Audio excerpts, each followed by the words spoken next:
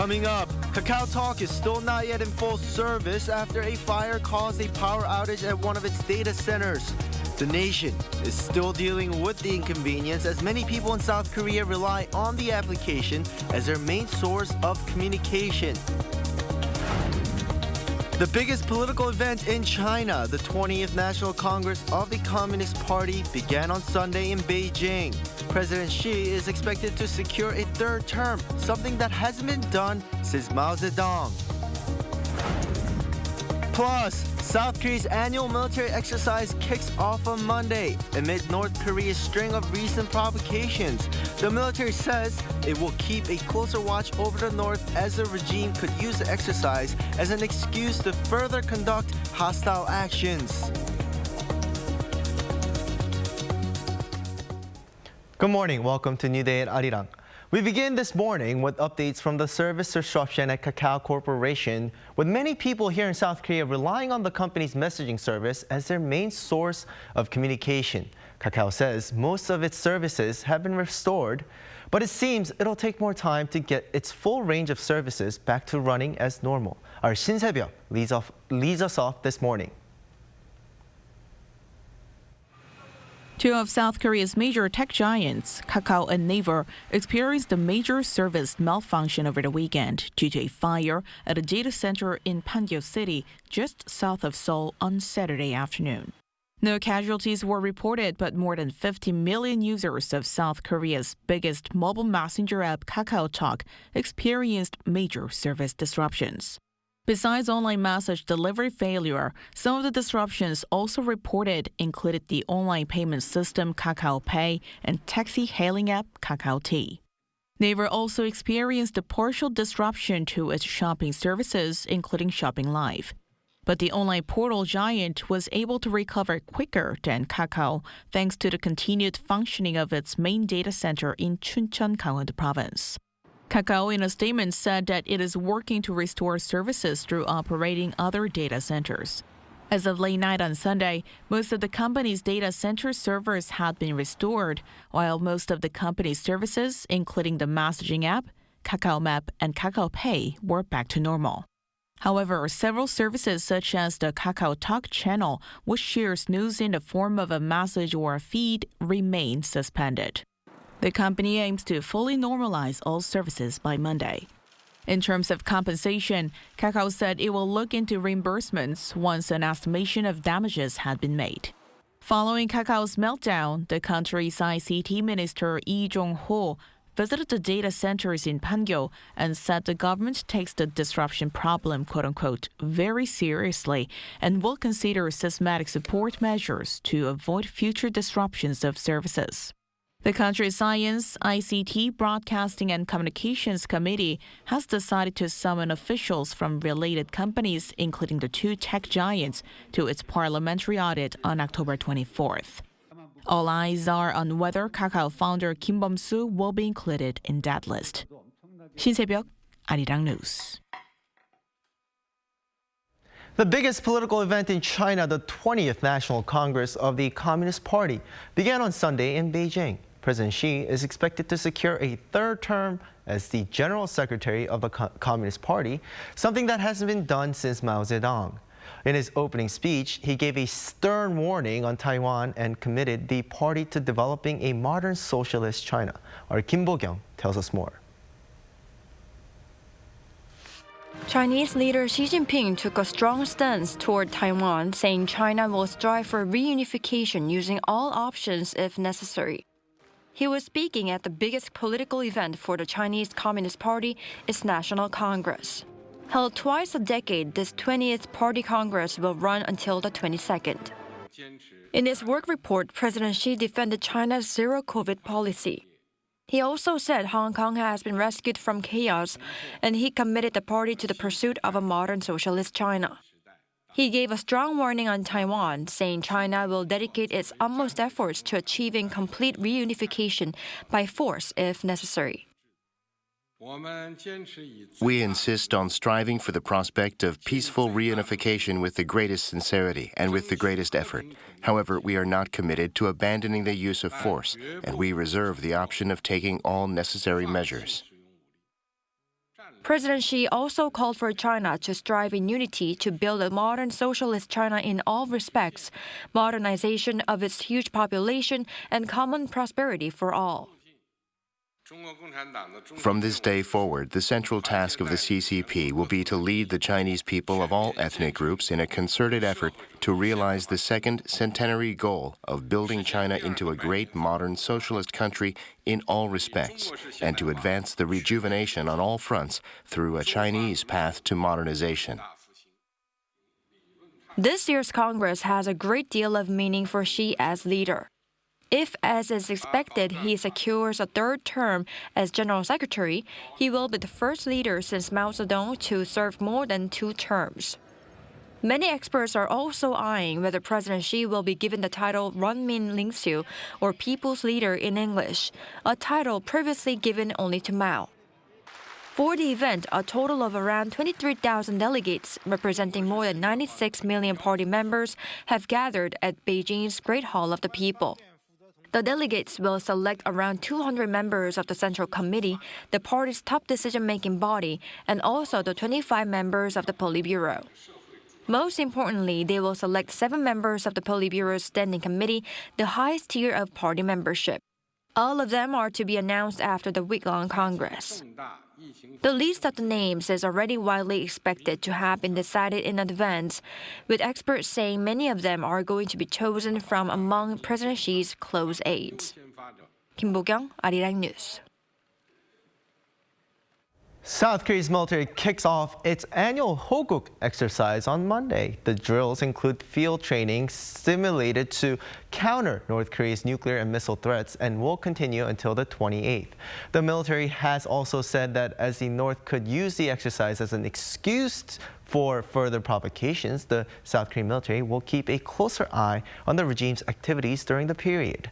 The drills also come at a crucial point due to the introduction of a new law by Pyongyang that legitimizes the use of nuclear weapons, as well as a series of recent hostilities such as missile launches. The exercise will also include joint operations with the U.S. military. Economists have presented a gloomy forecast for the U.S. economy in 2023 in the latest quarterly survey conducted by the Wall Street Journal. Over 60% of experts believe the U.S. will enter a recession in the coming year. Our Kim Yo-sun has more. 6 out of 10 economists have forecast that the U.S. will enter a recession in the coming 12 months. That's according to the Wall Street Journal's latest survey of 66 economists conducted between October 7th and 11th. On average, economists put the probability of a recession in the next 12 months at 63%, up from 49% in July's survey. This is the first time that the media outlet's quarterly survey has put the probability above 50% since July 2020. The experts had a gloomy forecast for next year, with many expecting GDP to contract in the first 2 quarters. This was a sharp contrast from the last quarterly survey, where mild growth was predicted. They also expect employers to respond to lower growth and weaker profits by cutting jobs in Q2 and Q3. The economists also had doubts over rate hikes by the Federal Reserve to bring down inflation, with nearly 60% of them saying that the central bank will continue to do so for the time being, ultimately leading to unnecessary economic weakness. Nevertheless, the economists' average forecasts suggest that they expect any recession to be relatively short-lived. Their average expectation regarding the length of a recession was 8 months, compared to the average duration of previous post-war recessions of 10.2 months. Kim Yo-sun, Arirang News. Samsung Electronics in the second quarter of this year held on to its #1 spot in the global DRAM market despite a slump in overall demand, with its market share growing for a second quarter in a row to 43.4%. Fellow South Korean chipmaker SK Hynix, meanwhile, was in second place at 28.1%. This is according to market researchers at Omdia. In the third quarter, however, because of falling prices, Samsung gave up its top spot in semiconductor sales to Taiwanese giant TSMC. That puts Samsung in a difficult spot, falling farther behind its foundry business. K-pop boy band Stray Kids hit #1 on the Billboard 200 with their new mini album titled Maxident. The group follows up on the success of their own album, Ordinary, which topped the chart some 7 months ago. Maxident is the 4th album by a South Korean act to lead the Billboard chart in 2022, following albums from Blackpink and BTS. The Billboard 200 chart ranks the most popular albums of the week in the U.S. based on multi-metric consumption, including album sales, as well as streaming. Last week, a suicide bomber killed 62 people, mostly young women, who were practicing for their university entrance exams at an education center. Most of them were from the Hazara ethnic group, which has long been the target of such attacks and even a campaign of genocide. Condemning their persecution, Afghans and others around the world, including here in Seoul, have launched a campaign called Stop Hazara Genocide. Our Shin Yeun went to check out the demonstration herself. This family is mourning the death of their 17-year-old daughter. She was killed last week in a suicide bombing at the Kaj Educational Center in Afghanistan's capital, Kabul. The attack killed at least 60 people, mostly girls, and wounded over 100. No one has claimed responsibility, but many are pointing to the ultra-radical Islamic State. Like many in the past, Friday's attack targeted the Hazaras, an ethnic Shiite Muslim minority. Afghans around the world have decided to stand up against this systematic violence. Demonstrations have been held in at least 100 cities worldwide since the attack on September 30th. This includes Seoul. Many Afghans have gathered in South Korea's symbolic protest site, Gwanghwamun Square, demanding Stop Hazara Genocide. Many came hundreds of kilometers Sunday morning to demand action from the international community. They demanded that the UN and the International Criminal Court not only recognize the years of atrocities committed against the Hazaras, but that they find and punish the perpetrators. Process of genocide does not happen over a week. It does not happen over a month. It takes years, centuries. It has been 3 centuries that the people of Afghanistan, especially the Hazaras, have been under a systematic genocide. Hazaras have been persecuted for centuries for being ethnically and religiously distinct from the rest of the Afghan community. In recent decades, this was mostly at the hands of the Taliban. According to Human Rights Watch, the Taliban committed at least 9 massacres of Hazaras during their reign in the late 1990s. In one of them, they killed more than 2,000 people. That's why the Taliban's return has been so feared, especially among women and Hazara students. I have to do a lot more, but it was just the small step I could take. But I also want the whole world to hear that what's going on inside Afghanistan that no one actually knows about and who the Hazaras are. The next few weeks will see a string of global protests. One way to take part is by tweeting the hashtag Stop Hazara Genocide. Shin Yeun, Arirang News.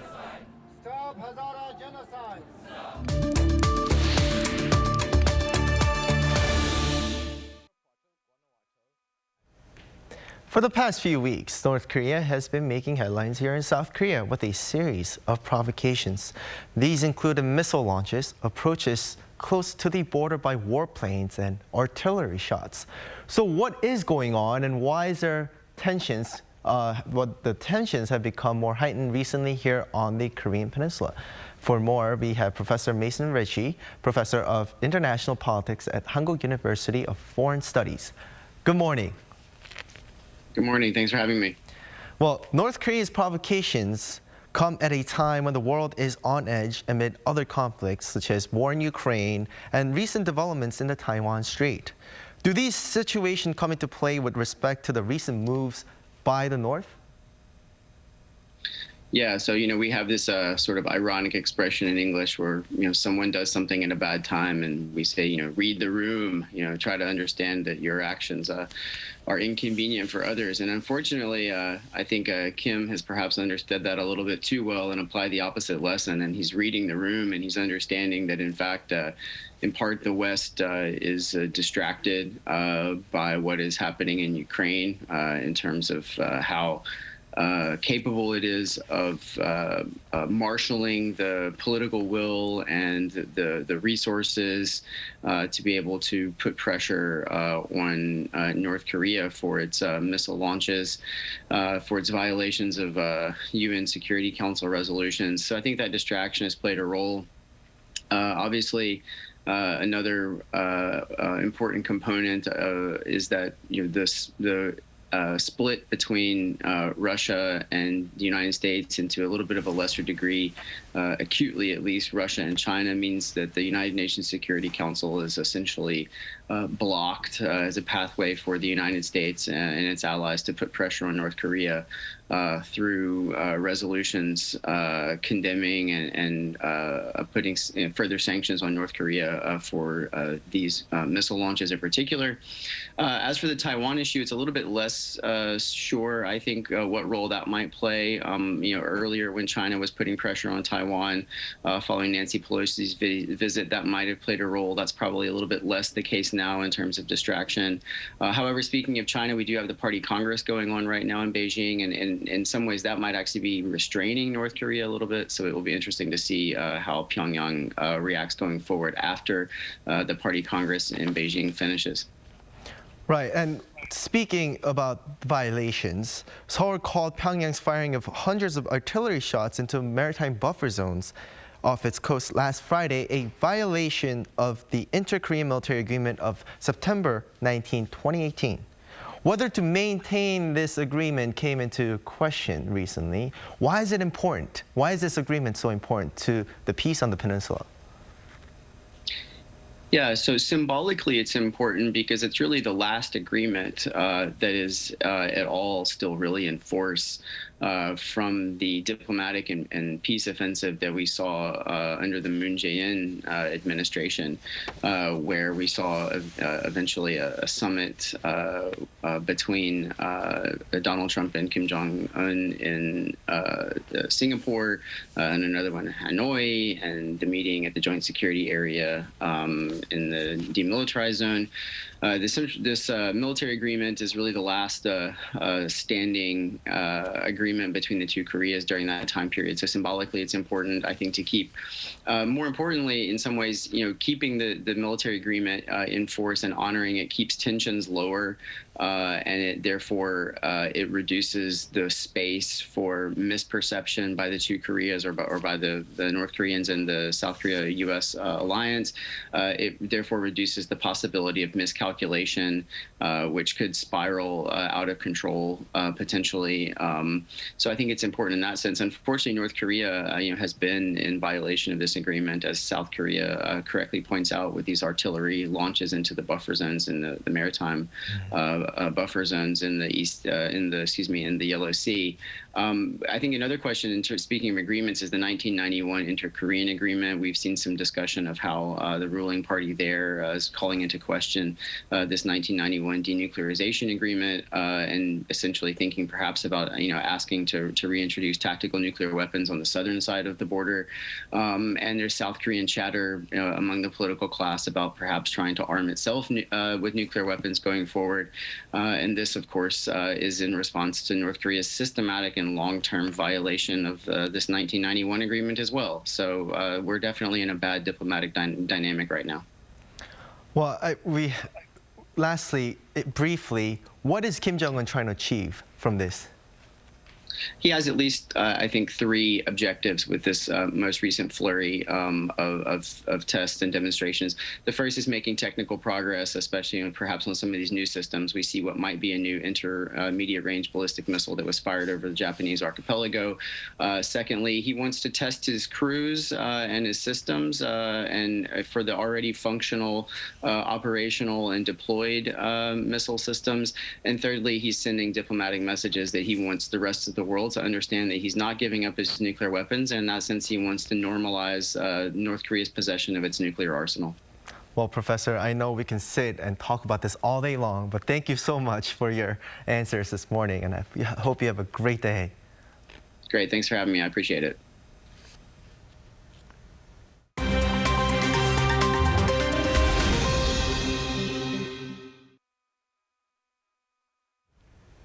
For a look at the news from around the world, we now turn to our Matthew Ashley, standing by at the Arirang newsroom. Good morning. Good morning, Doyon. Well, let's start in Iran, where a deadly fire broke out at a prison over the weekend. Well, that's right. At least 4 people have been killed and 61 injured in a massive prison fire at Iran's Evin prison. Now, authorities say the fire started on Saturday at 10 p.m. local time. It reportedly followed clashes between inmates, with reports saying that explosions and gunshots were heard as the fire raged on. The facility is known to house political prisoners as well as petty criminals. The fire comes against the backdrop of weeks of anti-government protests nationwide, with hundreds of detained demonstrators being sent to Evin. Now, protests were sparked by the death of 22-year-old Mahsa Amini on September 16th, after she was detained by Iran's morality police for not wearing a hijab correctly. It is not known whether the fire was linked to the protests.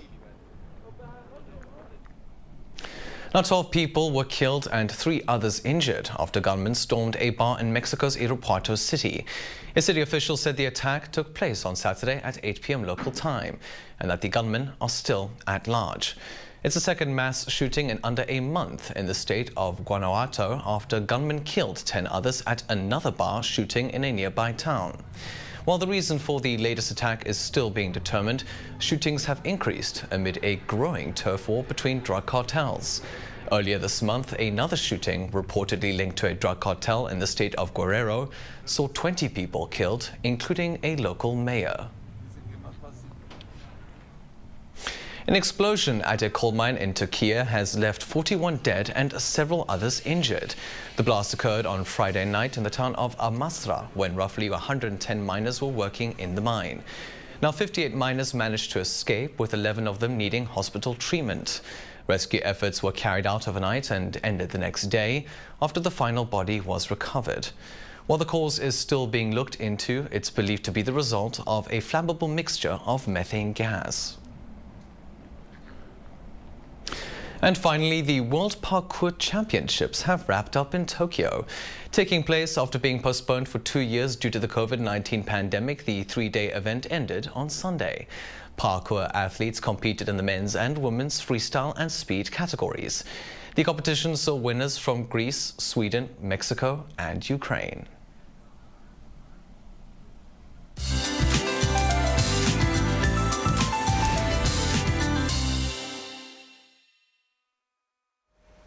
Good morning. The weekend stayed mostly dry and mild before a big cool down from the northwest arrived overnight, with temperatures about 5 degrees lower than the same time yesterday here in the capital.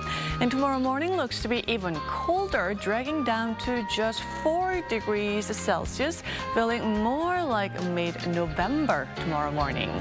Abundant sunshine is here to kick off the work week, but many parts of the country, including Jeju Island, could see high levels of ultra-fine dust through the first half of the day. Strong winds this afternoon will push away all the dust in the air, with a wind advisory issued along the west coast. Afternoon highs will be 5 to 8 degrees lower than Sunday in most parts. Seoul will be topping out at 14 degrees Celsius, which is about 7 degrees lower than yesterday. Daegu sees a high of 18 degrees this afternoon. Mostly dry and calm conditions to dominate the week, but again, bundle up for a big drop in temperatures as you step outside through the midweek. With that, here's a look at the weather conditions around the globe.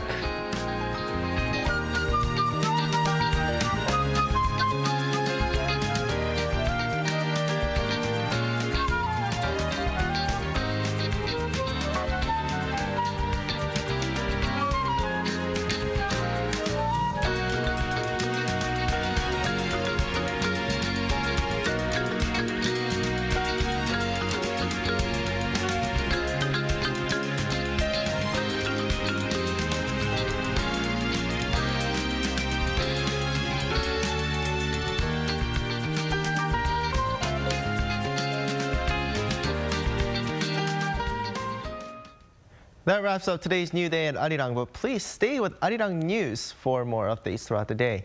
Have a lovely day or evening wherever you are, and take care.